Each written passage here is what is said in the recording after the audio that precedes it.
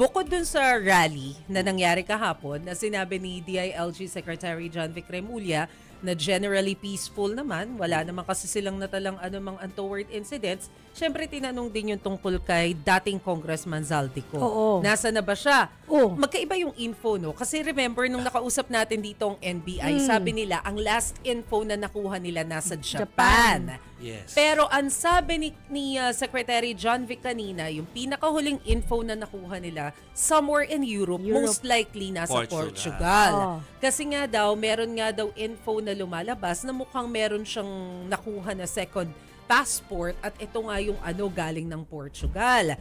Pero tingnan natin kung ano yung magiging development dahil nga po dito sa information na to. Pakinggan po natin, meron ba sinabi si wala pala siyang sinabi. Pero yun yung sinasabi niya doon sa press briefing kanina. Ang alam daw niya, sa pagkakaalam niya, mukhang na-cancel yung passport na ni Zaldico, pero mukhang yung latest mula sa DFA, wala pa. Wala pang ganong kautusan. Okay. Wala pang kautusan mula sa korte. Oo, na-cancelled yung passport. So, yun pa yung hinihintay natin. Okay. So, alam ko rin na natanong nyo si Secretary Remulla kanina dyan tungkol sa mga sap-sap deals at kung ano-ano pa, no? Oo, tama. So, ang sabi niya, hopefully daw, malapit na rin daw na makaka-experience tayo ng mga whale, balyena, ganyan.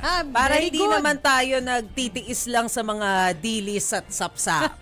Kailangan makita rin natin ng mga pating at balyena. Oo. Yeah.